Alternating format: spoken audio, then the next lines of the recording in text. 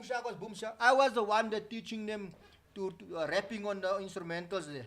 So there's a whole lot of hidden agendas and stories that were not revealed because. And he's the guy that produced the first Kwaito song. The co-produced Bob Mabena's Get Funky. Right. Aritse Maerona, Rero. Yeah. That's how I started the thing in the club.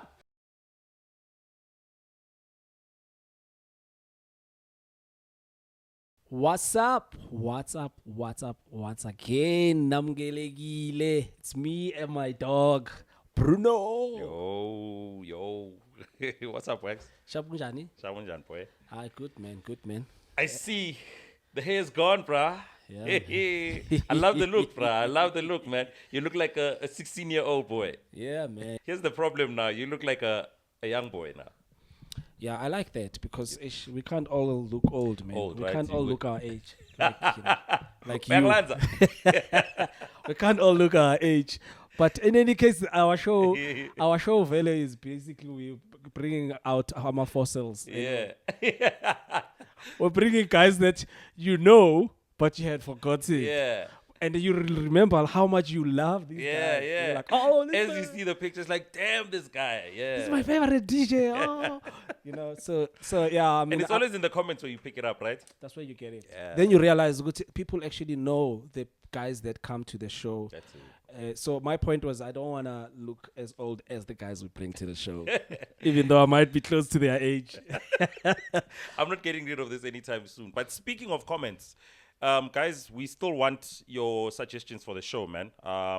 Remember, the show is not called Wax TV. The channel is called Wax TV, but we want the name of the show. What is the name that you think would suit the show best?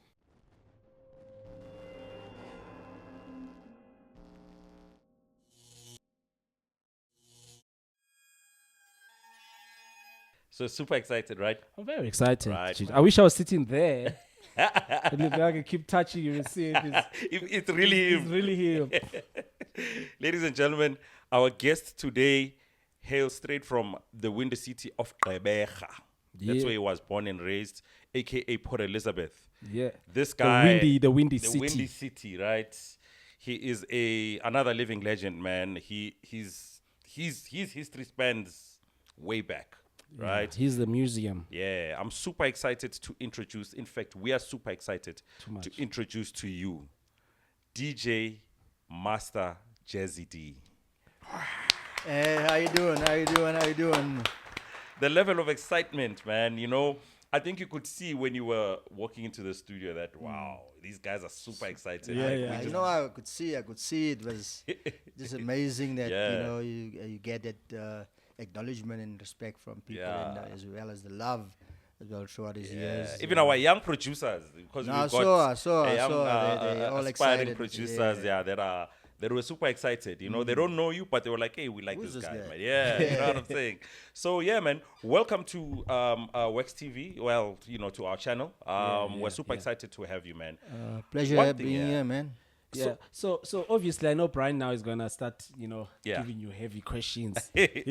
Yeah. Hard questions. I like to just go straight to it, man, Yeah. Yeah, but like I also wanted to make sure I say it again that like we're really honored for you to come through. Yeah. And everyone watching this, please know if just go Google this guy. Yeah. This is the guy, the actual guy when it comes to house music. Jose, especially Joburg. Like he's not from here, but when I was growing up, I used to go to Hillbrow a lot. Yeah. I used to go. I did Razzmatazz a lot. Me and my homies. Remember we were doing day clubbing. Yeah. there's Arena matinee and those sessions, places. yeah. Ah, Jazzy Dee. 6 o'clock, you're going home, right? Yeah. When the older people come in. Come in. I always wanted to ask Jazzy, when we go home at 6, does the club now continue becoming a normal nightclub? No, what they used to do, they used to clean the club first, and then they close the doors.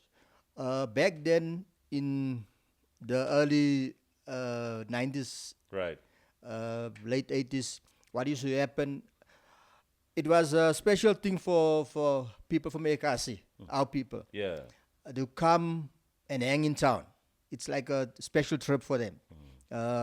Going to Carlton Center, Kinney Center. Right. So they used to hang out there during the day on a Friday afternoon, and then okay, fine. Hey, About 6 now. I think let's get stepping. Okay. It's gonna take us an hour up to Hillbrow. Yeah. So the doors are opening at 8. So you have to come and queue. It was the only club I've ever played at where you had to queue at 7 and still queue at 4 o'clock in the morning. What? Why Wait, I'm saying there's a queue at 7 and it doesn't stop until the next there's morning. another queue at 4 o'clock in the morning. Why I'm saying that, back then, when everybody was partying all over the town, the parties are fading. Yeah. And they used to end up where the party was really happening. Oh, just like So how now- 115 was like. What? That's it. You see, so now people used to say, hey, I used to go home every morning at 7:30, 8 o'clock when people go to work and to church, whatever. And then I'll just be tired, carry my crates. Luckily for me, I had some bouncers there. They used to carry the crates for me because I did my job. Yeah. I say, I'm not carrying crates. Do you want me to come back tonight? Yeah, hey, boss, let's just carry the crates. So, Let's carry this thing, yeah. Carry the crates home. Luckily for me, I was staying a street away. Okay. I was staying in Walmaran Street. This is the street below Hey, Smith we Street. used to take taxis to come there. Yeah. So Smith Street was where Razzmatazz used to be. You know, Yes. corner claim. That's it. And cool, that was like the hub of clubbing back then in days. You know what I'm saying? I think we can touch on that still. Yeah, of Yeah. course. Yeah, but I think you're ready Clubbing with your culture. hard-hitting questions. Nah, not really. For me, I think I'm curious to know. Your stage name is DJ Master Jazzy Dee. Yeah. Right. I see people, in the States, they call themselves grandmasters. Yeah. What's with the name DJ Master Jazzy Dee? I think I just realized after a while, sort of mastering the craft. Yeah. I mean, I've been a DJ for 45 years, basically. So I What? started Shoo. in 1978 when the disco era was. Wait. was, How old were you there, Jazzy? I was 14. Jesus, bro. Yeah. You I'm don't not going to look say how any- old am I, you so don't you'll look- just do your you own don't even know. calculations and Absolutely. add and subtract here So, and whatever. 1978, you were already gigging. I was already playing, doing, back then we used to do mobile gigs. Yeah. Remember, we're coming from apartheid era. So people used to party in the Ekasi. Yeah. So there was no clubs. There used to be clubs, but in a certain area that used to happen on weekends only. Yeah. So I used to follow the trend, follow people. So at school we formed this group of DJ guys, and we used to call it hops, Right. where you go to somebody's house in the garage, put on the radio and the radio on, your cassette players, your turntables. So there was no mixing involved. Just play cassette Track after another. Yeah, whatever. But people used to dance.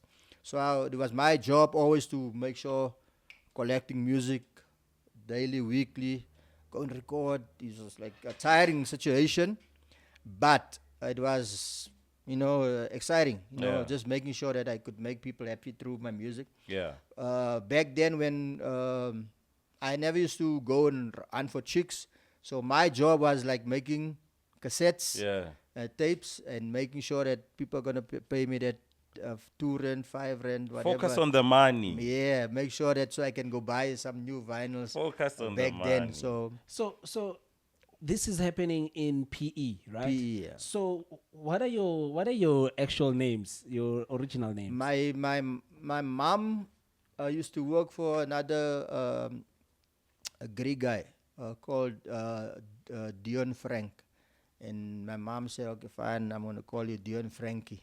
Dion Frank must have been a good boss, yeah? Hey, your mother. So, Frank must have been a really that good was boss. so Really they good came up with boss. that name, Dion and Frankie. So that's Your on your surname? ID now. No, what actually happened? Later on, I didn't like the name Frankie, but I'm actually a bit disappointed because later on when I met Frankie Knuckles, I said, Should have I'm been. Frankie, stuck to that name. and I'm Frankie, and David here, so I could have said D and F is David and Frankie, but now I'm Dion.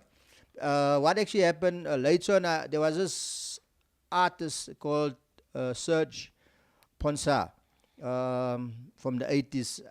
The guys used to say I look like him. Right. Because even when I looked at the picture, I said, wow, he had his dreadlocks and stuff like it. What's up, Daddy? Yeah, and then I said, let me change my name. So I went to the Home Affairs.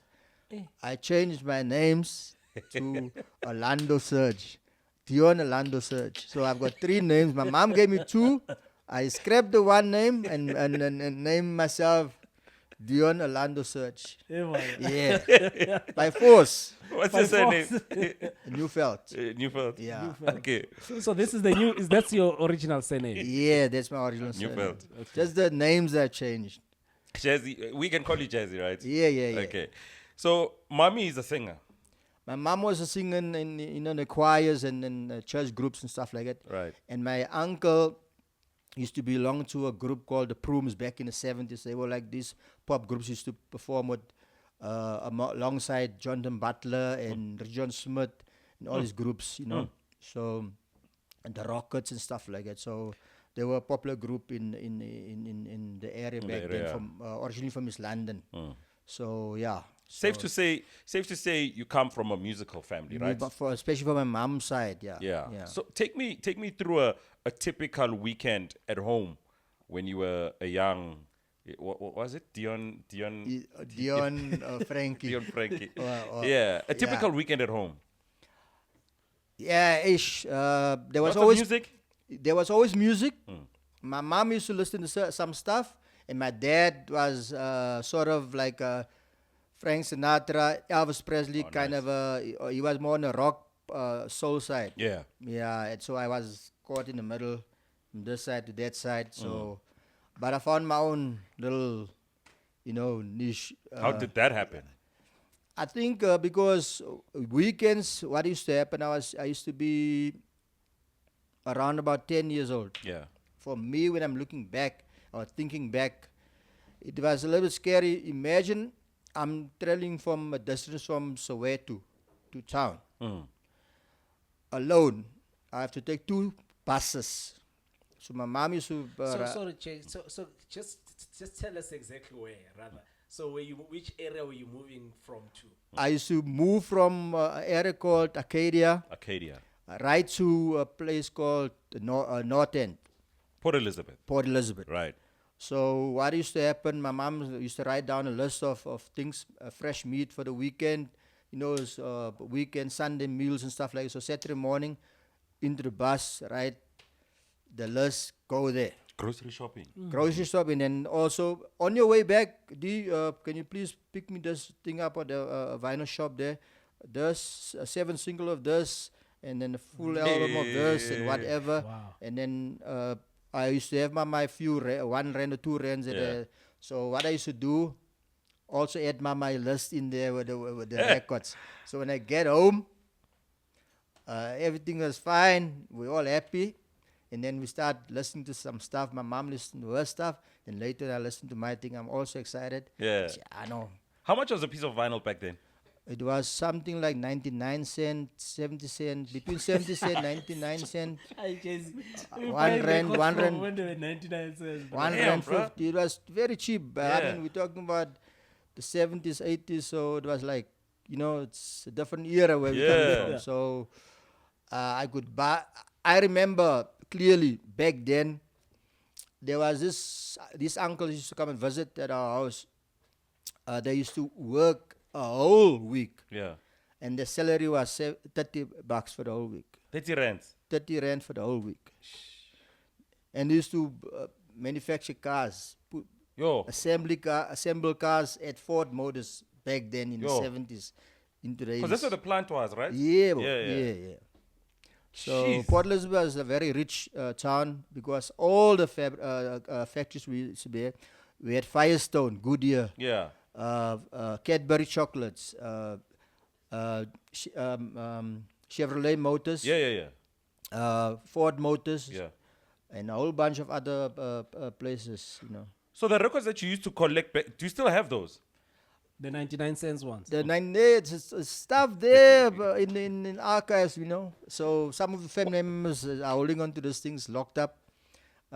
Through the years, I became gems, so I can always go back. If people ask me about this and that, thinking back, I remember even my brothers used to grow up like stuff like the Movers. Because I was about to ask, what music were you buying and then? Harari, Yeah. and those So it was a groups mixture of international and local. in local, yeah.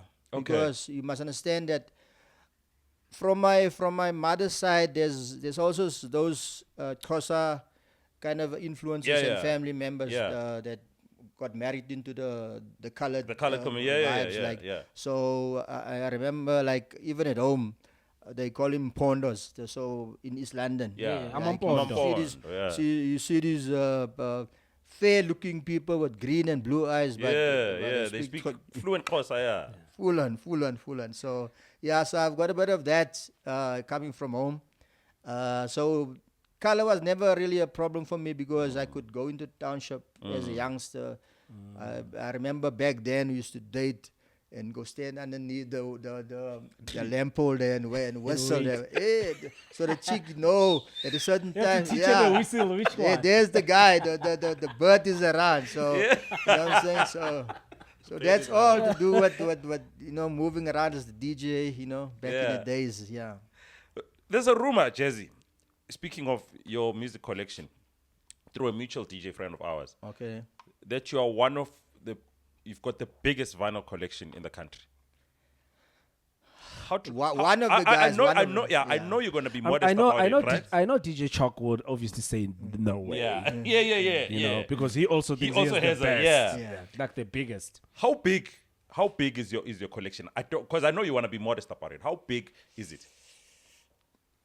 Average about, say, 45 to 50,000. Because I've heard there's piles and piles of you go through rooms and rooms full of music. So, but it's a variety of music from your soul to whatever. Yeah. Because remember back in the day, when you look, for me back in the day, it was like we didn't just play one type of music as today. Yeah. Like nowadays, you find your deep house DJ and you find your hip hop DJ and you find your whatever reggaeton DJ or whatever it is. But so we used to play everything from the beginning till the end. Right, so imagine like for me to do a 16-hour set was nothing. It was every day. Yeah. So I could.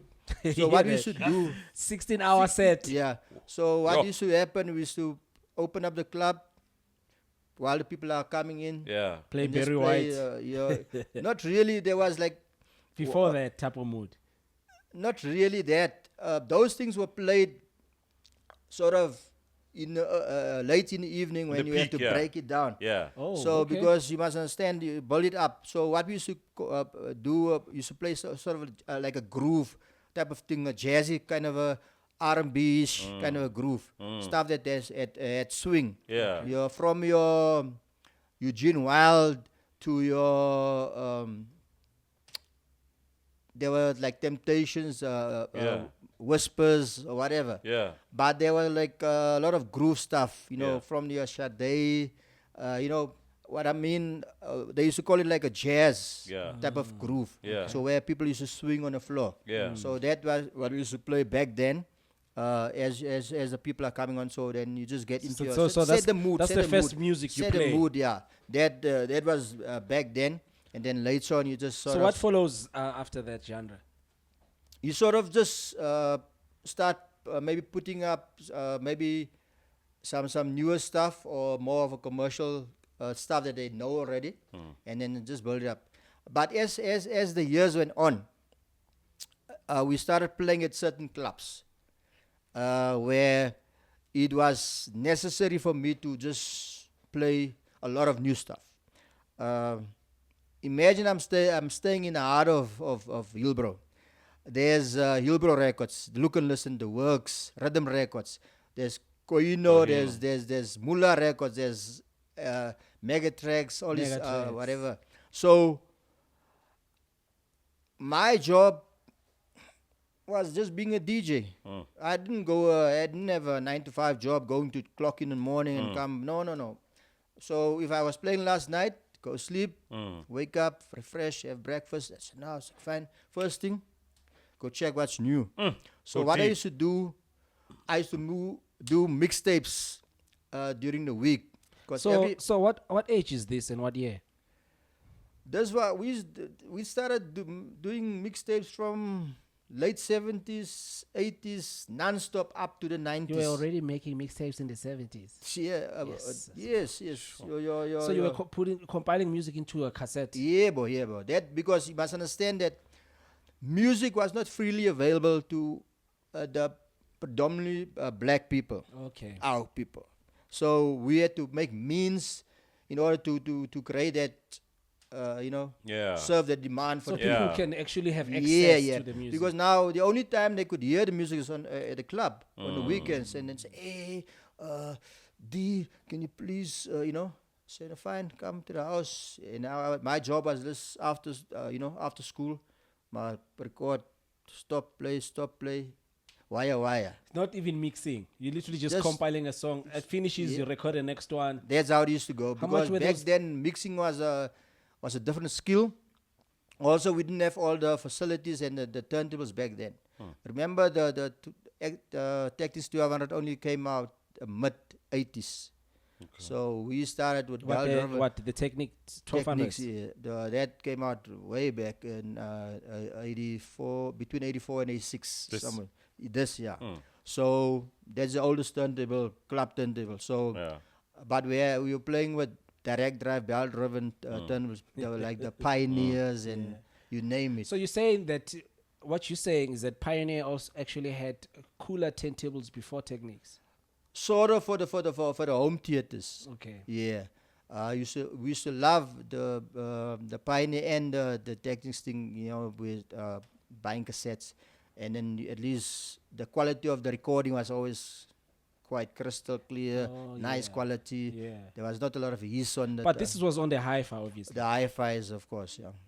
Let's take 10 steps back, Jazzy. Before you moved to Hillbrow, before you moved to Joburg, right? Yeah. I believe your folks were against you DJing. Not really, because. What is it that they actually wanted you to become? Like any other person, study. A doctor. I wouldn't say doctor, but somebody, with a profession. Why wouldn't you say doctor? No, I mean, I didn't have any medical, families, people that's in the medical field. But they needed you to have a stable job. Right. My dad wanted me to come and work with him on the boats, and then I also studied a bit. Yeah. So I went to the Navy for 2 years. What? You went to the Navy? Yeah. South African Navy? Yeah. What? So it's a lot of stuff. I worked at some insurance companies and no, don't smack this. So the music bug was, I was just thinking like, I'm making so much money here with tapes and this and that. Oh, that's now, imagine now I must go, like the other uncle I was just mentioning earlier, work for the whole week at Ford Motors and get 30 bucks. 30 rands. I'm working for and that's stable. So for me, earning like 200 bucks a week. What easy, just like it's nothing. Like there's no comparison. So I'm making 6 times more money than so I said, okay, fine. Let me just keep on pushing. But you were not thinking, Guti, I'm a DJ at that time. No. Basically, I remember I was a very shy guy. So chicks was like, not to approach them, it was a problem. Like I start shivering or shaking, my hands start sweating, and I'm saying, I don't even know how to speak. So, but when it comes to music, I made them dance. Yeah. So weekends, we used to have this matinee sessions, or something very big. Back then, it was no more the matured people that used to go to the matinee. Right. Where is this place? Working class. That was in PE. It's like a club, right? Yes. Right. There were the Alabama Club, one of the biggest clubs. Then you had the Golden Fountain. Okay. Then they had Club TC. They had Club Cozy Nest. So there were 4. You played all these clubs? I played at all these clubs. Wow. They had 4 clubs. So imagine now, for us, it was a different vibe to have a matinee sessions. Imagine every weekend there's a fashion show. Why I'm saying a fashion show? Because everybody went all out to buy the best outfits for the weekend because you need to shine. The chicks and all that. Not like us. But it still happens. It's just that now it's but not as, that was as a heavy as serious because by us they even had competitions. You say who's the best dressed? And then win a prize. Ah. So these guys. What kind of style were you guys wearing? Like Italian style? Italian, you name it. Back then, remember girls like Sharon Red and Evelyn Champagne King. Yeah. We used to find these pictures on the cover of the albums. Yeah, the vinyl. And say, okay, the chicks used to love this Glossy, mini dresses and all that. Like, so that's what they went for. And then the guys will probably go like, look at Luther Vandross, look at whoever, or these guys with all the smart suits. So they say, no, I want this. Yeah. And It go must look have for been those very, things. very formal Very style. It was Yeah. like super rocking. So, I mean, your head was like turning this way, that way, this way, because People will listen to me. It dress was to the like nines. crazy. Listen to those were like the best experience I had in my life. Like What? just watching and seeing all these things. How old are you Uh, during this time? those are just early 20s. right. So and it was those were your best my times. my prime days. Yeah. Experience. Like whenever I sat at home and I listened to one of the songs back then, and it sort of tells me a story or reminds me of who I met, who I was Nostalgia hanging out effect. with. So every song that I have in my catalog, There's a story. there's a story. Wow. So and I can actually visualize what happened or the people. I see the people's faces and stuff like that. And even sometimes, like even now, I get I see the goosebumps. chill So bumps. Yeah. So just those were like just amazing days experience. One or two songs that come to mind right now? There were like stuff like Sharon Red, Eyeglass, You'll Never Know, stuff that we still playing today. Yeah. There's a lot of guys that's doing re-edits Remix, nowadays, yeah. and all those songs are coming from there. Now they call it new disco. Yeah. Yeah. And I believe the best songs from in the music histories were from the 80s. They were very soulful and melodic. The choruses, the hook lines, everything, people could just sing along. Because every year, when I think back, Kool and the Gang made sure every year they release a Christmas album. So you must know that December, we're going to dance to Kool and the Gang, the biggest songs in the country. Wow. So it was a crazy, crazy days. I mean, Shalama, Kool and the Gang, Raphael Cameron, Sky, all these Here's groups. to you. Yeah. Let's Do It, Conversion. Yes. I still play that song to this day. You know it's that? one of the biggest tracks from back then. What was so amazing as well from my 80s experience, I had this cousin of mine called Chubby Jones.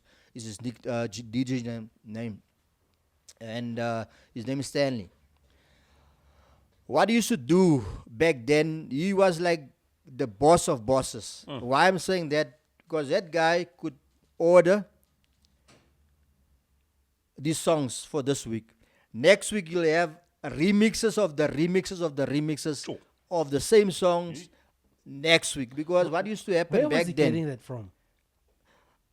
Remember some of our DJ groups used to only buy one copy of, okay, this version is cool. Yeah. So what you used to do is to get a UK mixes. The following week is the US mixes. Then the other week is the Italian or German. And that all gets released on vinyl like every week. Yes. So what used to happen back then, we used to have this magazine where we used to order music from. Yeah. Because we couldn't find these things on radio. Yeah. So the best thing for us was to find it in the Blues and Soul magazine. Right. And then we used to check out the reviews of the songs. Wow, okay, this is cool. Who this? Oh, the producer. Yeah, hey, this guy's amazing. The guy, yes, this engineer here is on fire, because the last two singles was dope. So then we used to order on that. But how? So the ordering process is You look at the address there. What? You send a letter. You make a call. No, what? you make a International call. International call. Yeah. And then call them, orders the stuff, and then send the money. Like Via post, yeah? No. You should pick up the vinyls from the post office. Yeah. So all the money used to be paid at the post office. Post office, yeah. And then they send the money back to the States. Right. Yeah. And how long was the shipment then? What? 6 weeks? Probably Probably came by around ship. about that side. It was Probably like came by thinking ship. back now. It didn't really bother us because there was always stuff coming. Oh, okay. We ordered from international guys, and then also we ordered locally From the stores, yeah. From the stores, Yeah. like we used to order from Ragtime Music in Cape Town. Yeah. We used to order from Hillbrow Records, and then Look and Listen and then Muller Records in Small Street. in Joburg, and then also Megatrax Right. in Orange Grove. And then for the locally, we also had a big record store in P. Sorry. Where this one of the DJs used to work at, so we used to go find maybe the local prints of some of these, especially the local stuff.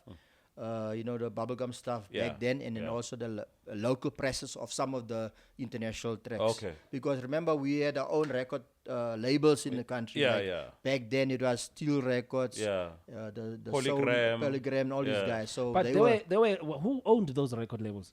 those records were owned by like companies like Sony Music International, and then EMI International, It and was BMG as well, and right? BMG So it International. was and- back then. It was not it was not a small fish that would actually own a record label. It was always going No, to no, be no. It big was ones. major companies. Major companies. It was only major companies. So how did you then get to go overseas? What happened? My dad used to work on these boats, so and I started working with him.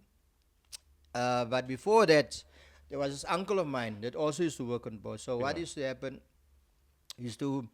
When he used to be overseas, he used to record all the live stuff from the radio. Oh, when he's that side. So I said, so when he used to bring What this, he used to put a tape and dub the he what's dub it from The the radio radio. show. But even up to the day, I have never, ever experienced or heard anything like that in my whole entire life from a DJ's point of view. Because the DJ was flowing, and then the advert was flowing, and there's no break, and then the music is just Continuing. mixed in like what? So the they're just hell? mixing Oh, I all the They way. mix the advert and the see. music. The adverts are also the same tempo. Well, how they did it, I don't know. Aqua fresh. And then but they had this American thing, like this girl was said. I remember her name Mary Thomas. There was this radio station called WBLS, America's Best, and New Kiss York, FM. right? Yeah. I'm sitting here on my short on the summer day, and hey, she's working hard for the money, and there Donna Summer starting like at the same time. That's while they- entertainment right there, dog. Yeah. It's like- So I see where you get this from because So- I know you for that. Yeah. That's how I know you. So everything was just flowing, and then I said, "Wow, I would love to do this one day, man." Back then, I was like, So this still is when the first time you're like, I wanna be a DJ. No, I was already in the DJ field, But you wanted to be- but I wanted to sort of elevate myself to this level because I felt. But now, back then, only to find out who was the main DJs on that show, Tony Humphries. Oh, How the man. hell can I Shout out compare to Tony, myself man. to Tony Tony Humphries. Humphries, the biggest engineer, remixer, DJ, producer in the world, Tony Humphries, and Francois Kevorkian.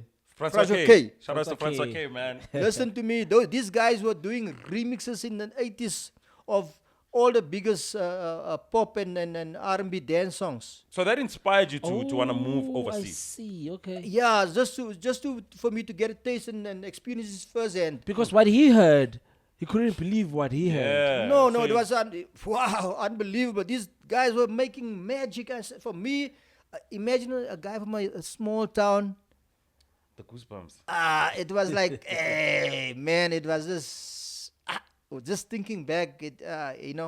I feel like I wanna cry. Just Man. thinking back, because those memories were just amazing. So when you got there, did you? Okay, where in overseas were you? Were you in Europe or were you in the US? The first in the States. So So this is through what now? through my dad's, Dad's work. yeah. Okay. So just Which is hanging out. fishing, It yeah? was more like I would say,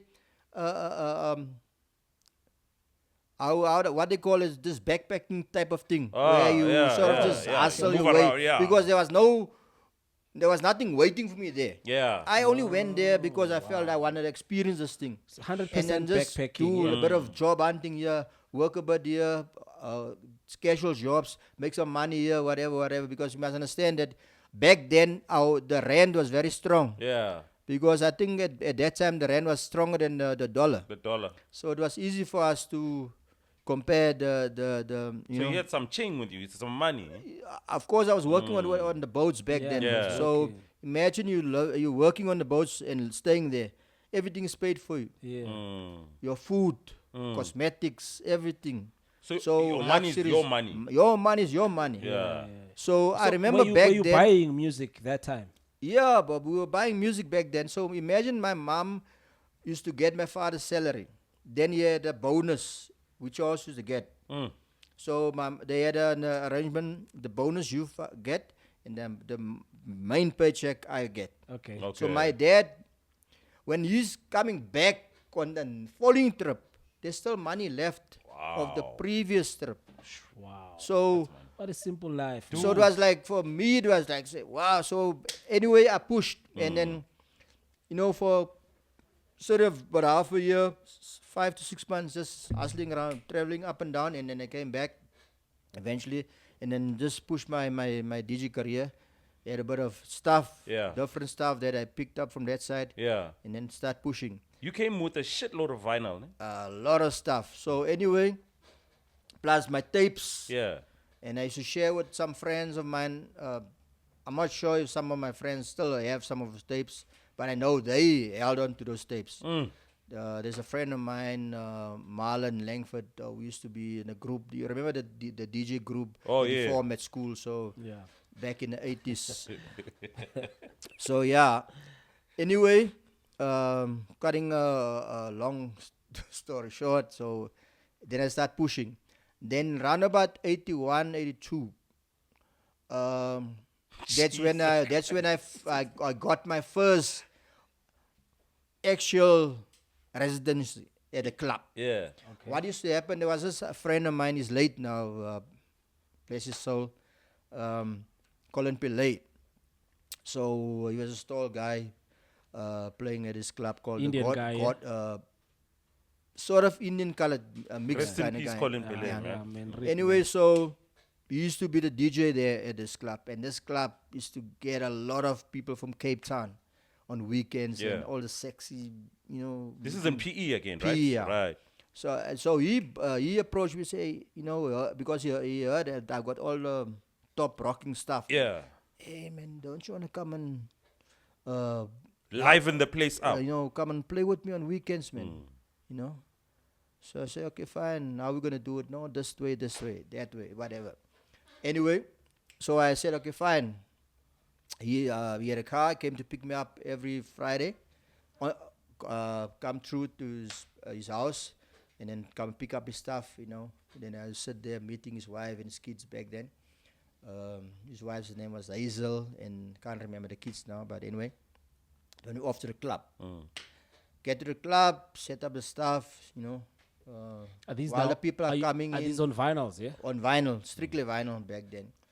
And then sometimes if there's maybe rare stuff which we don't have, and we have to maybe get it from another DJ. We used to record a few stuff on, but we used to sort of tape. just it's on tape and just mix through tapes and whatever. So what used to happen back then? Used to be on the percussions, and then a mic, and I used to be I had my own mic and my my decks. I played on the decks. He was only.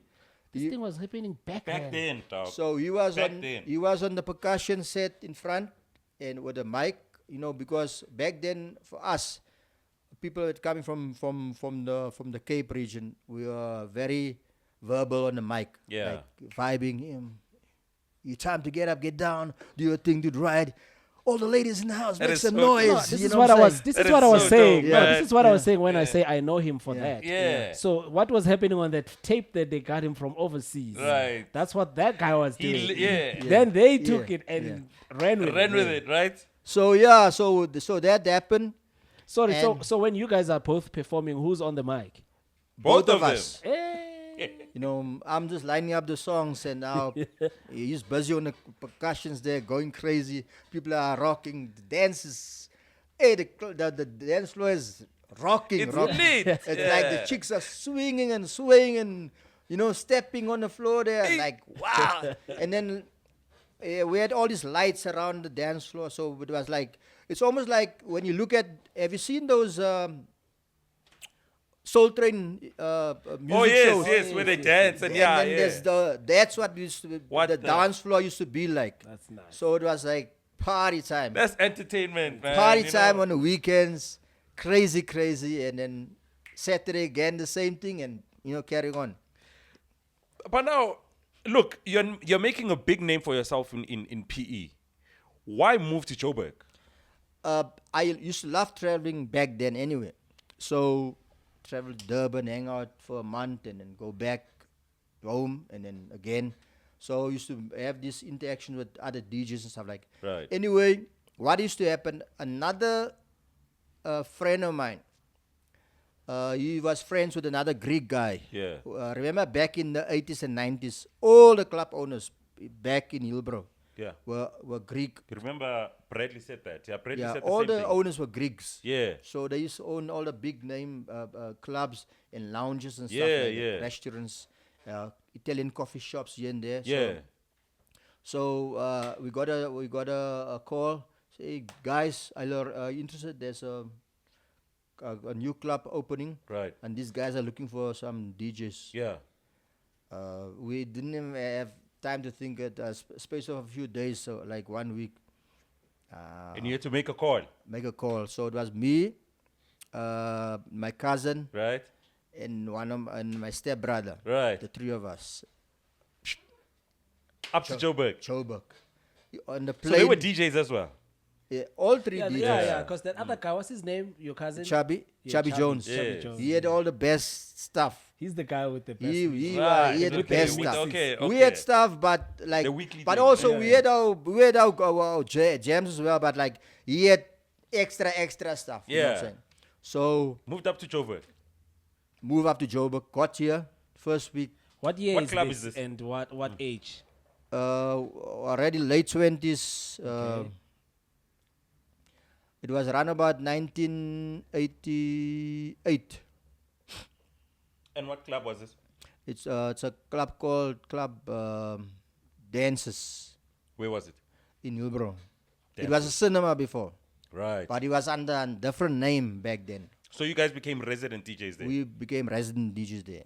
Anyway, found our feet, start playing, clubs jumping. Yeah.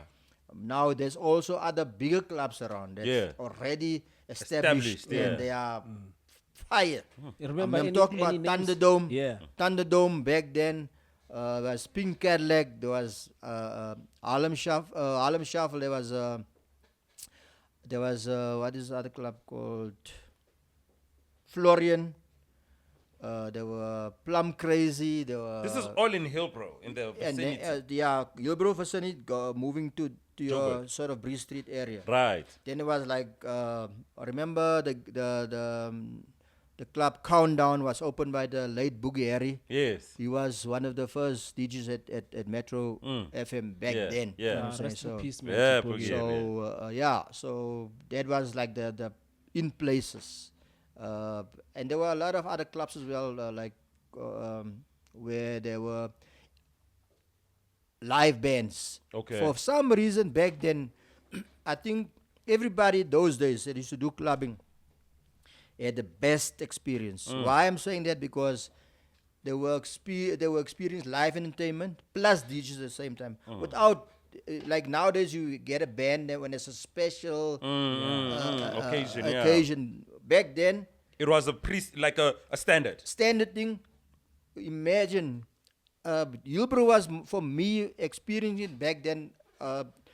Going to overseas and experience what the nightlife was about that time. Coming to Hillbrow was exactly the same thing. Imagine, Hillbrow was more like a New York. I was about to say it felt like a New York type thing, yeah. Because I partied from Monday till Monday. Jeez. I think I had one day off.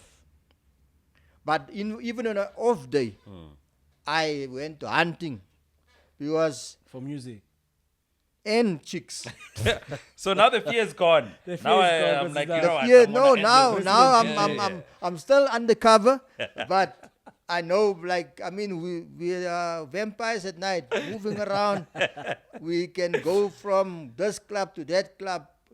And remember back then, being experienced into fashion. Yeah. So we had this, I don't know if have you seen the Malcolm X movie? Right? The New Jack City kind Or of the swing type thing, yeah. the swing type, those Yeah, with long, those long suits, suits. yeah. Yes. So that's what we used to wear back then. You know, and long coats. Yeah. With the walk. Walk. Just and picture and Stephen then- Harvey slightly beyond. There we remember- go, yes. And with S-curls back then, Hey. swaying there in the streets of Hillbrow, Swag, dog. Swag, dog. pumping it up. So I remember one day I passed this lady and she said, "Excuse me." I said, "Hi, how you doing?" You know what? I just want to tell you that I like you so much. And she's a married woman.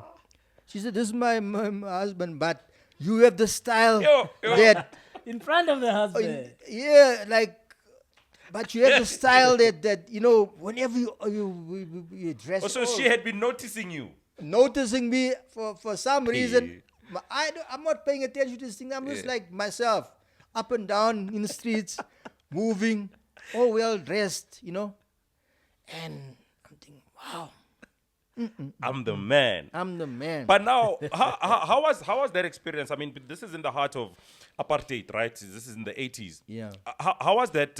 How easy was it for people of color to move around? It Hillbrow was and stuff? very, very difficult because I remember the one time, a very funny story. I don't know if you remember Dr. Victor Narasala. Yes, Oh, yes. of course. Shout Back out to then, Dr. Vic. Shout out. they were called the CC Beat Boys. Right. Now, they used to wear all these Italian suits, Jasmine back then, whatever suits were out back then, they used to wear it. So now because they're on stage, they want to be all, you know, Image. shining. Yeah. Yeah, the boys are moving one day in Hillbrow, like talking, what. Can you imagine being robbed by burkis? You were like a stick up by Pure Boys. Burkis and get Komiso. robbed and get robbed of your suits. They took your clothes. They took their clothes. They took their clothes. And I'm thinking, I'm not wow. laughing. Hey, I'm not whenever laughing, they guys. used to tell me a story, I used to kill myself. I said, wow. This is like crazy funny. Exugly suit. Kom, Bushmans. Kom hier zo. Jij goed hier zo. Hey. Scared of white people at the time. Listen to me, we were living in an apartheid era. But that's crazy, man. Crazy. So you must understand the DuckTales and all these white guys that used to, you know, Yeah. hillbilly guys. And here you all dressed up like a president, with your, you know, you remember Miami Vice? Yeah. Back then, that's the style was. The Miami Vice suits, the guys are walking nicely, coming from the club. They just perform, coming freshly from a stage. Yeah, they think, no, let's go there to Fontana Chicken and To go eat. And bumbos, I whatever. remember Bimbos. Yes. Komiso jala. Yeah, kom hier zo, jullie donors. So now, listen. Oh, that's funny. So it was like a crazy times, I'm telling you. So yeah, and also I sorry, Brian. No worries. When it comes to compilations, Yeah. That was my next thing. I've always wondered, did you do any StarTex music? Remember back in in the 80s, the record companies to do these compilations of whatever tracks they could get from overseas and license. Right. And then the club music as per se, like what we used to play in the club, was not available. And then so people could only record tapes. Hey, here's a tape, and then listen to the stuff of popular stuff to have parties at home or play whatever. And then they came up with this idea. What actually happened? This guy, another Greek guy, Chris Galakis. He was like Chris Galakis. He was the main cat back then. Back then, he did the remember the black box remixes. Yeah. He actually a different version. He actually brought black box to his club. Oh. To South Africa, to Thunderdome. I didn't know that. Yes. To perform. To perform 1990. I didn't know that. 1990. Yes, he brought them bro. back. He brought them to South Africa to perform here. So Black Box has been to South Africa. Yes, back then already. So he had the money, had the infrastructure, and he also used to travel. Money for days. Because remember, he's originally from Greece. Yeah. So he had an international passport and visas and just travel. So what else used to happen? He went overseas and found out some ways to go around this thing. How can we do this thing? Then he discovered back in the 80s, there was this thing called jack mixes. Right. Which were mega mixes and covers of the originals. Okay. Of some of the tracks. Okay. So he said, was it happening in America? Those jack mixes? We used to buy those vinyls as well. Okay. Anyway, and he found out how to cover songs. So cover the original the version, dance, right? The stuff that we used to play in the club, because remember it wasn't available to the public out there. And remember, we used to love music in the Kasi to say, hey, so the only thing they could do is come to the club on weekends. Now, how do you make it accessible to people? To the people. Yeah. And then that's how the cover remixes came up. Oh. And then so but what kind of deal did he do that side to make him being able? That's why I was saying maybe licensing. Did he have the rights to actually remix these songs and then sell them? Basically, back then, the only thing you could do was just to make sure that you notify the publishers. And then also give credit to who's due, who wrote the song, who composed the song, whatever. But other than that, everything came to him. All the money came to him.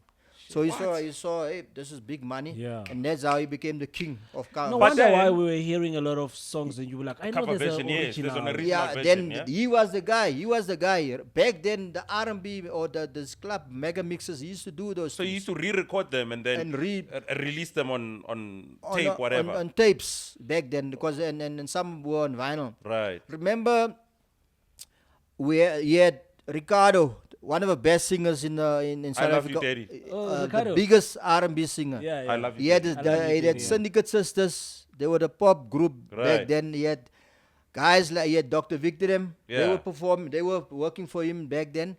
And he had a whole bunch of other singers there, man. When the old field, all his groups used to be there. So in essence, he had a pool of people that he could use to make these cover versions. And he used to bring in some other outside for groups as well. So that you can say was a form of compilation back then. So is that what you were putting out or what? Oh, that's what he used to put out. Right. So this is how then it starts. He started with that. And then for some reason I said, wow, this is like a cool idea. So let me go approach this guy. From then on, when you meet this guy that's doing cover versions and you approached him, what was the idea behind you approaching him? Remember back then at Razzmatazz, it was the main club for people from Ekasi. Yeah. You can go anywhere. Yeah. People from Botswana used to come there, from Swaziland, Lesotho, you name it. Whoever came as visitors from outside the country, doesn't matter if it's from the States or wherever. If you land in Joburg, you want to find Razzmatazz because it's a happening place. Yeah. I used to buy music daily. When I'm saying, for me, for buying 20 vinyls a day was nothing, because I even forgot what I bought. And then also I used to buy double copies, triple copies of stuff and keep it aside, because I know somebody's gonna come next week to come and ask. Hey, can you buy it, please, Brad? That's me. Can you come help me? I say, yeah, no. As long as you're gonna pay, then we can talk. Yeah, that's what I do now. Yeah. Jazzy. Every time I get extra copies, You just keep I'm it. selling. No, yeah. If I find two, when Yeah. I'm crate digging, I find two, I buy two. Yeah, Because I know when I play it one day, somebody wants it. for sure, and then I sell him the other copy. Yeah. So here I've got all these songs happening. I Yeah. said, let me. So I had a friend as an engineer from hometown. He's also from PE. Right. He was like, even up to the day, he's the boss of all engineers and producers. When I'm talking about producing, Marima Keba, Yuma Sakela, all the Chico hits that you can think of, he's the guy. What's his name? Marvin Moses. Okay. Shout out to Marvin Moses. Sydney, Mama's Baby, that he made That that big song, song. to become that guy sold over 100,000 copies. That guy got $1 million. That was a big song, though. That Yeah. was the big money back then. Yeah, Million. so this guy made big hit songs. And so he was the hotshot engineer, producer there. So I said, hey, Marv, hook me up with this guy. So he said, no, come, put some stuff on tape. I put all my stuff. Yeah. I remember What back is it then like I did. what was the track list there? It was superficial people of Ten Ten City. I did my own remix. I did. There was a Robin, not Robin S, Sharon S, Yeah. and there was a few other underground stuff that I did. So it became Jazzy's Groove Volume 1 back then, 1991, Yeah. on vinyl and on cassette. So it was out on vinyl. On vinyl. How as many well. songs? Sorry. How many songs was it in total? There was on the vinyl it was about 4. Yeah. And on the cassette was 12. 'Cause Full album. Yeah, full album. So I did that, and then we did a follow-up album, Jazzy's Groove. Jazz's Groove, and then that same album became DJ's Choice when do, because now my friend Marvin Moses left the company. Yeah, they had a bit of a dispute, and then do started working there as a new boy. Do the Kwaito artist, The right? Kwaito artist. Yeah. He was staying in a house, a street away from me when I was playing at Razzmatazz. In Then- Hillbrow. In Hillbrow. Then the same guy, Marvin Moses, he's the one that was coaching do how to share proper stuff. Keys. Because Chico used to tell him, hey, you must sound like this guy here. yeah, sure. Because you can't argue Chico. Yeah. So Marvin Moses was the guy. Sure.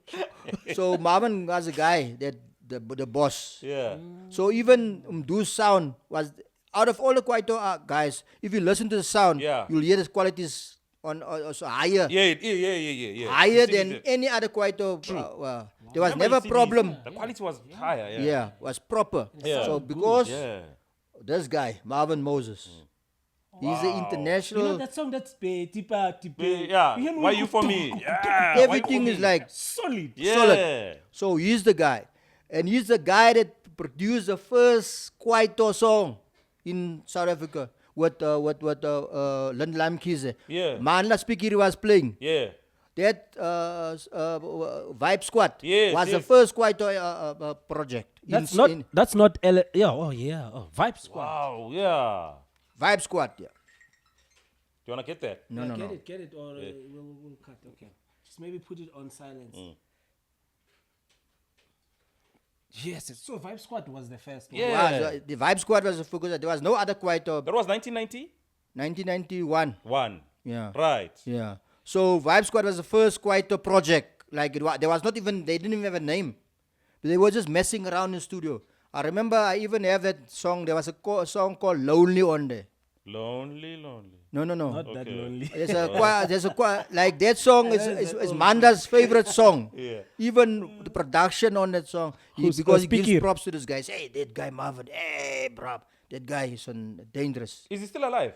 Yeah, he's around. That guy is the most versatile guy in the country. He plays all instruments well, not just play it Yeah. well, and he can tell you chords and chord structures or whatever. And he can sing. He sings like Stevie Wonder. Hey, what? He plays like Where is this guy? He plays like you name it, Marvin from Moses. jazz to anything. What's his name again? Magic Marvin Moses. So that Magic is. He's been there. That guy is a master in his game. I'm surprised. So- like he's alive. That is the best thing. Best news, eh? Dude. He's alive. So, Wow. and he produced, remember, from Ricardo to, you name it, Rebecca, Malo, all these guys, they produced them and engineered them. Yvonne Chaka Chaka, all her hits, he was doing some stuff there. Is he still in the music industry? He's still there. He's, Marvin Moses. Marvin Moses. Okay. everything he touches must work. So now he helps you out now to get your we thing do, going. we do those two albums, Yeah. boom. Then he leaves the company, then Mdu takes over. Yeah. Then Mdu start doing there. And then I'm on the mic. So what I used to do back then, I used to have a delay echo unit on the... I say, come on. Yeah. So that's where Mdu got that thing. Yeah. Because watching me doing that, because he could see when I'm doing that thing on my vinyl with the echo on. That is fucking crazy. I say, What the fuck? hey. So I used to do that on the mic. People used to go crazy. Ooh, okay. Then, now I was dating this chick from Soweto, but she Right. was living. Remember she was technician at LXA back then. Okay. We started going out. Yeah. Anyway, we started living together. Now, she's from Nakasi, and then all his friends. What is So she I like? started- What is like a Xhosa or Zulu girl? Kosa. Okay. So, What's your point, dog? No, I'm checking Never because mind. he's from the Xhosa Anyway, side. Keeps it in the- He's Yeah. keeping it. it's a mix like with Tswana as well on the side. Yeah. So anyway, here we at home. Then during the week, hey baby, you know what? Like I also need to share some. This is her now. Yeah, no, I was Oh, telling her, yeah, I said, hey, babe, I want to share some words there, man, Yeah. from the township lingo. And I said, no, say this word and say this word. I said, okay, fine. So that's how that Aritse Maerona. Yeah. Asiambi Tina Silala. That's how I started the thing in the club. That's how it became What? me. Yo, mate. I did that thing. You got that from your girl. For my girl. She was like, they were teaching me the home bus Yeah. now to say. Rasta. Then the other guy, I remember hear this one guy? guy was working the hair salon. He also said, cha, cha.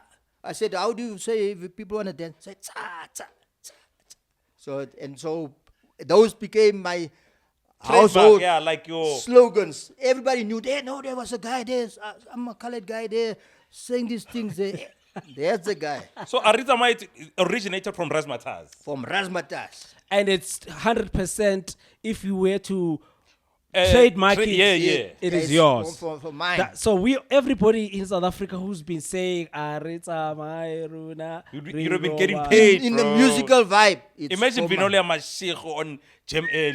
Yeah. bro. Yeah, bro. And this was all Jazzy Dee. Dude. All Jazzy Dee. So, I mean, that obviously opens doors to other opportunities. Some of the opportunities that it opened for you, can you recall some of them? Was it more compilations? More compilations. I co-produced Bob Mabena's Get Funky Right. with Dr. Kumalo. Wait. That's Then, okay. Wait. So just can you just tell us how was it? Just like your studio session with Bob and it was fun because the thing is, remember what actually happened. Here's Bob Mabena, the new kid on the block, fresh from Mabatu. Yeah. From Radio Radio Bob. Bob. Yeah. So I saw this guy. I can show you pictures. Here's a boy from Makasi. Yeah. The face is not shining, the hair is not combed properly. Yeah. But he's the big guy on the radio. On the radio, yeah. I said, hey, let me go and get this guy. Yeah. Make him shine a bit. I Yeah. said, what's up, Bob? Let's go to my salon. Yeah. My lady will sort you out with your S-curls there. With the image, yeah. Image, yeah. Who's this? Bob Mabena. So, yeah. So you hooked Bob Mabena with a nice hairstyle. S-curl. I mean, he's on Studio Mix. Yeah. He has to look the part. He has to look at, if you look at the pictures prior and after, then when you see the hairs on point now, that's Master Jazzy Dee. Wow. The influence there. And that's how Vuslet Swallow, Ernest Pillay, Romu Komalo, They had the S-curl and the... all of them, they came from my hair salon. Melanin Sun, all the TV presenters, the news readers. Here by Malamod, Jazzy Dee. So, here Bob is the new kid on the block at Metro. He heard about me. Hey, this guy also is at Razzmatazz. The club is pumping every weekend. He said, hey man. And plus I had a small record store inside the hair salon. Oh. I ordered. You used to have a vinyl store there? Yes. I actually, I found out where the guys were supplying from. Yeah. So I approached the guy that's supplying Look and Listen, all these guys. I said, no, why must I go buy there? Yeah. Let me go to the main source. Main store and main source and get my own thing. And that's how I started selling vinyls there as well, like to certain guys. And that's how me and Bob became friends. Our relationship. And that relationship lasted for over 26 years until the dying day. His last album, I believe you were working on that compilation. I did it. I compiled it, I mixed it, I mastered all the tracks, applied everything. Rest in peace to Bob Mabena. That's my idol, by the way. We had a good, long-lasting relationship for about as I've said, over 26 years. So when Bob came to Josie, you were one of the first people he was hanging with. And the DJ field, because now imagine now he's a new guy. He's the hottest DJ on radio. So somebody must supply him with music. So who's the guy? I'm the guy in the club that's rocking the Josie for that time. So when Dr. Khumalo was hitting those bars, were you in the studio? I was there. Get in the... Yippee yo. With Lennon What was your reaction when he was doing that? No, we were all crashing and laughing because it was like a funny thing, man, you know. And then I did the follow-up albums as well. He did something with Tebe. And there was a group that he formed that was with Bob as well. So I became sort of like a road manager for the group and for him. Nice. So, and that's how we, you've kind of, dismantled the question that I wanted to ask you, because I was going to give 3 names, right? And I wanted you to tell me the first thing that came to mind. You've already said the one. Second one is Gqebehra. Yes. First thing that comes to mind. Like Gqebehra was one of the greatest club and radio DJs for me, as per se. Right. Why I'm saying that? Because I had first-hand experience playing next to the guy. The guy would do remixing on turntables there while the crowd is going crazy there.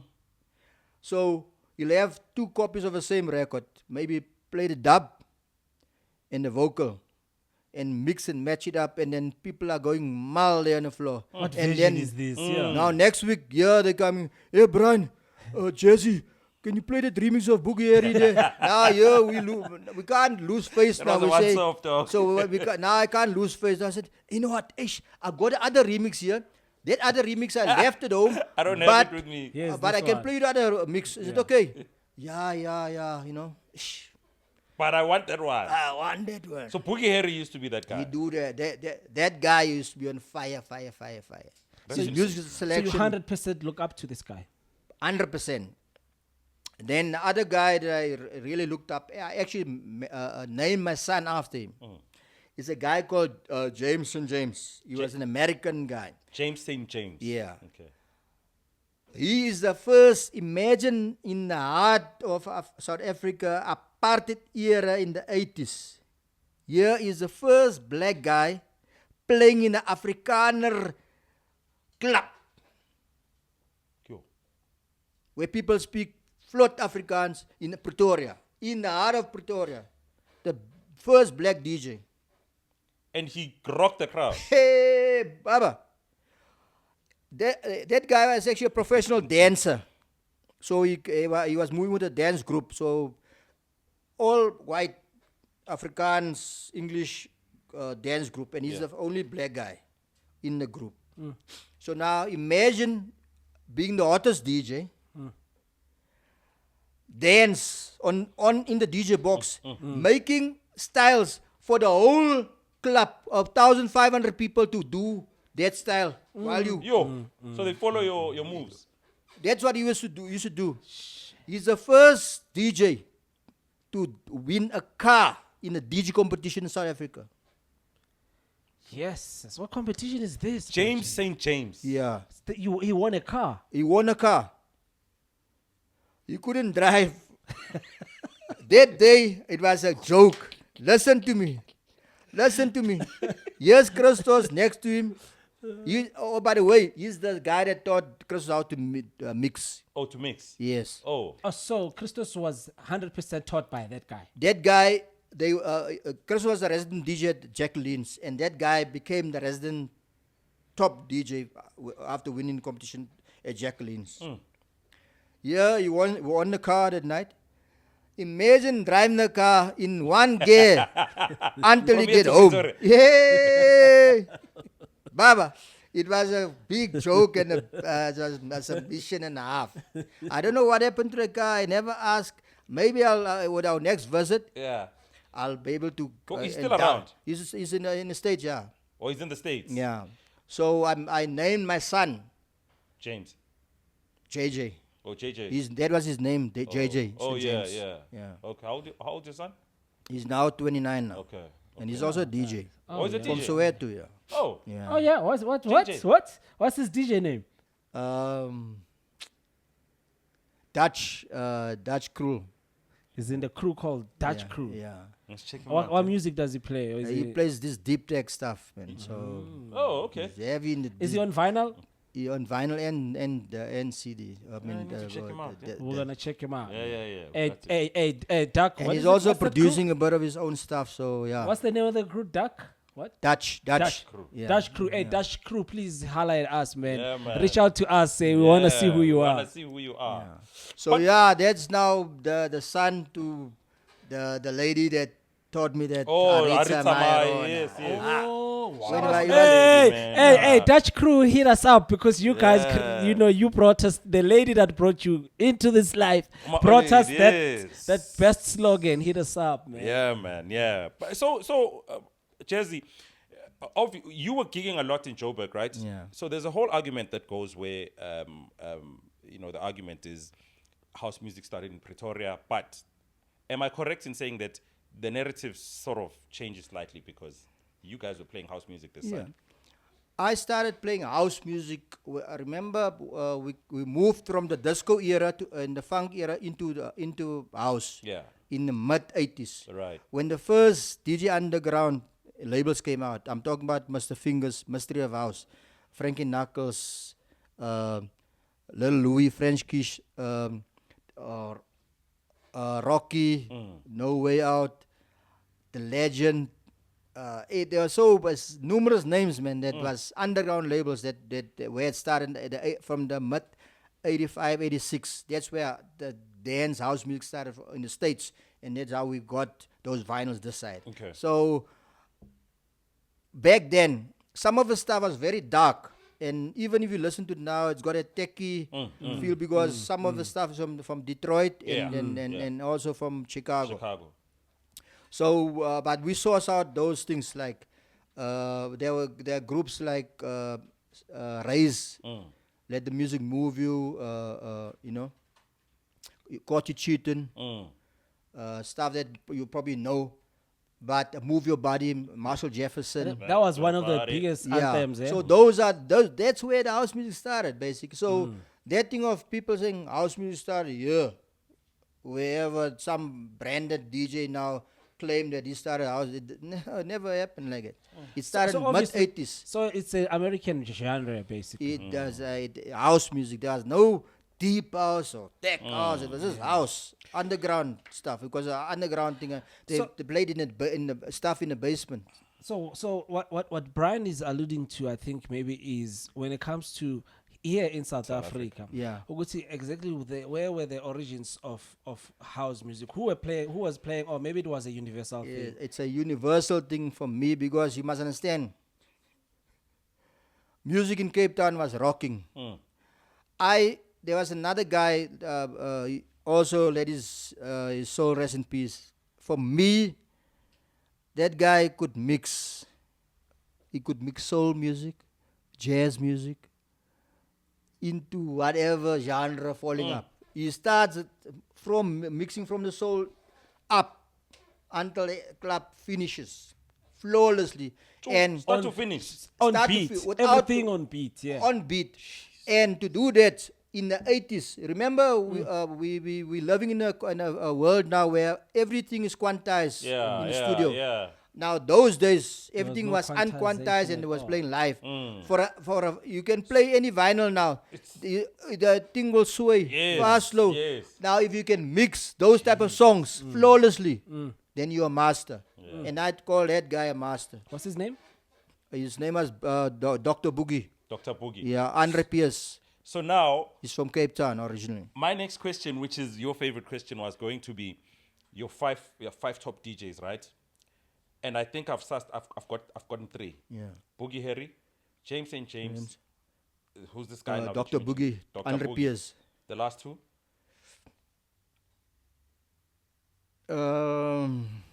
There are a number of DJs that I give respect to in a sense, like, this good DJs. There's a friend of mine called the Rootman, Rudy Adams. Yeah, Rudy. Shout outs to Rudy, man. So Rudy Adams, we're desperately trying to get that guy to come. Come through, Rudy. that guy is also a very that versatile guy. DJ where Oh, he can man. play anything from R&B, hip hop, right up there to deep tech. That's my boy. Flawlessly. Shout outs to Rudy, man. The Shout Rudy out. man. Flawlessly, you know what I'm saying?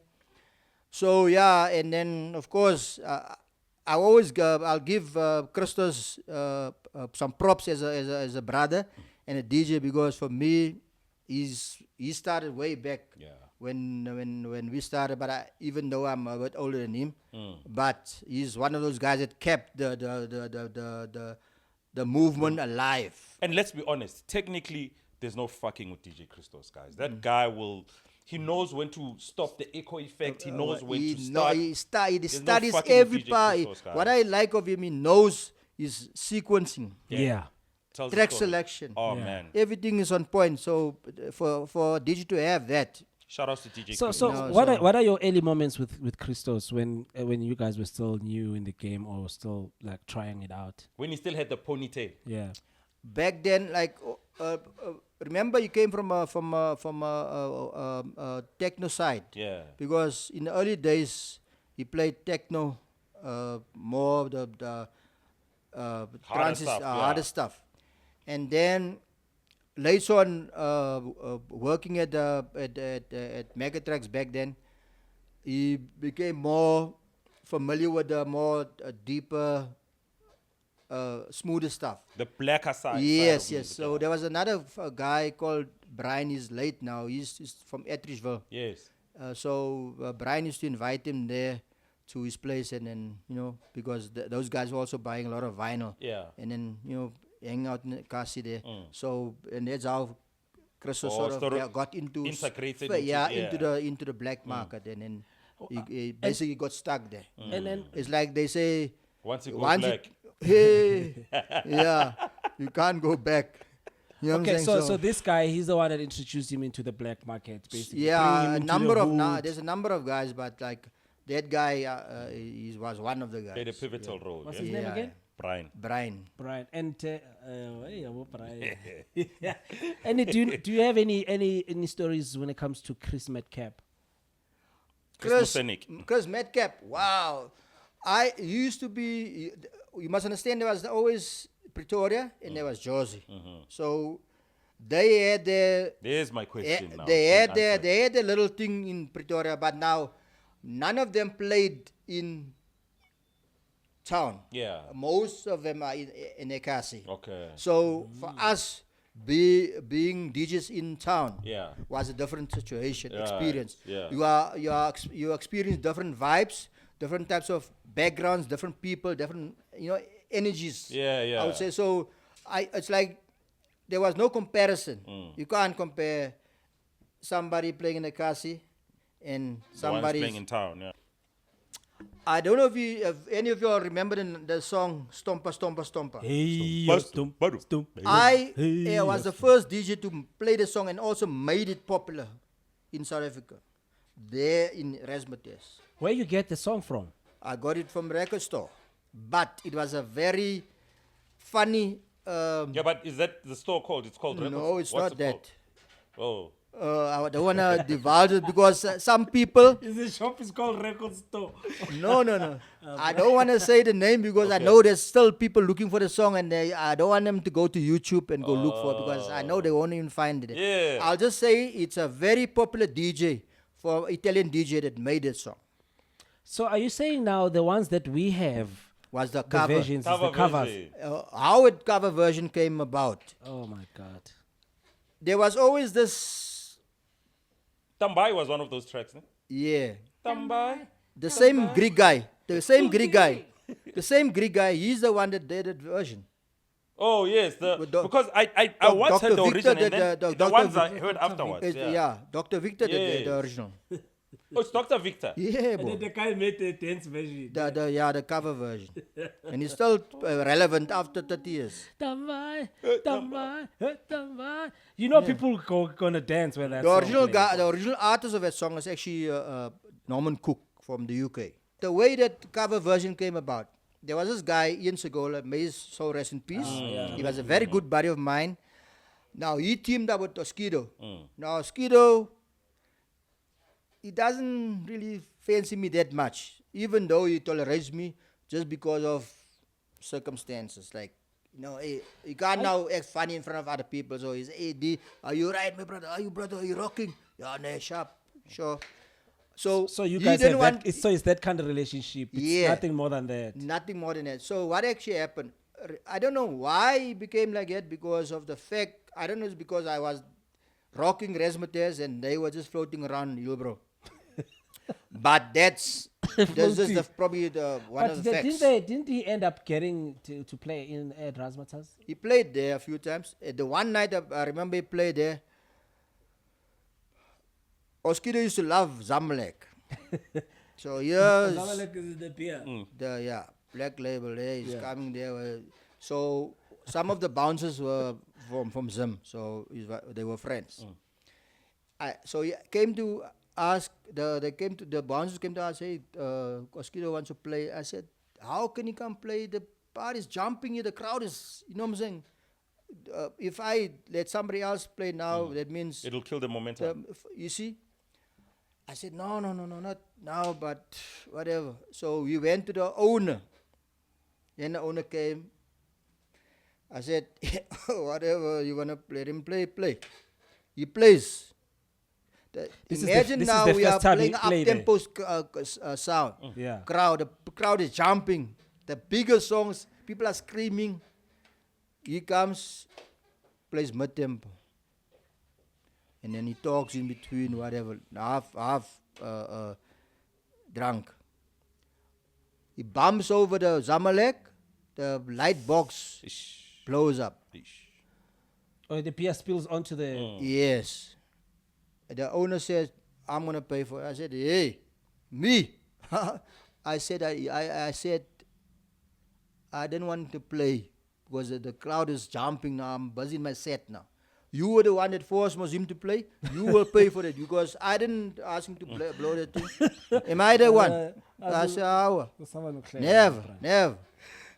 So there was this type of animosity friction there throughout the years. So I just left it like that, you know. And then here they needed, the song is big. The song is nowhere to be found. There was only a few copies. People ask, stompa here in the club. Yeah. Hey. He sends Ian to me.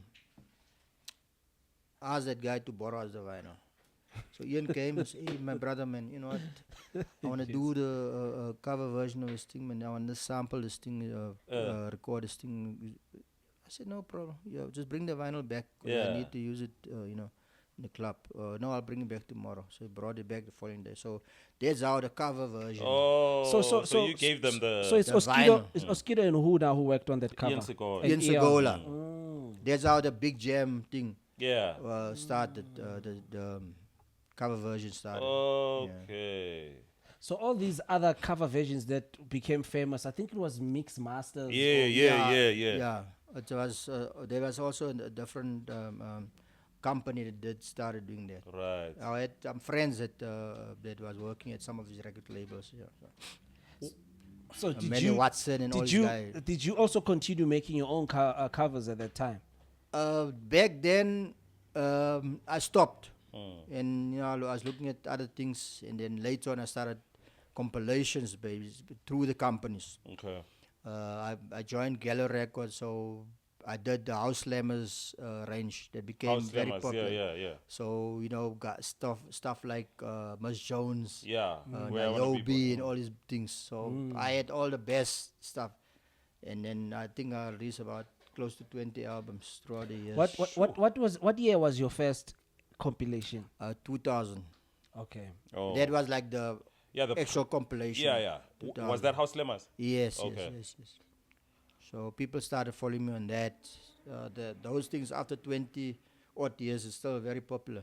People are still looking for those things. So I've done some new reprints and stuff like that, for myself. So just new compilations in the sense like, Frankie Knuckles and all these other hard to find stuff. What are you up to now? I'm busy in the studio doing some productions and then also putting a few things together, like some compilations as well. Right. Because you have to cater for those hard to find people, you know what I'm saying? Yeah. Yeah. So obviously that's gonna be released very soon. Very soon. Under your own label. Under my own label, yeah. Wow. So have you been releasing this whole time? I have done a few things, but I just, sometimes when you're in the music business, remember we went through COVID. I was supposed to drop some stuff during the COVID period, and then COVID happened. COVID happened, and also the guy that was one of the label managers passed away during that time. So I sort of just stepped back a bit and then left it for a while. So I just gradually got back into the swing of things just to make sure that getting the energy back and stuff like that. Yeah. What does the future hold for you? There's some great prospects. Coming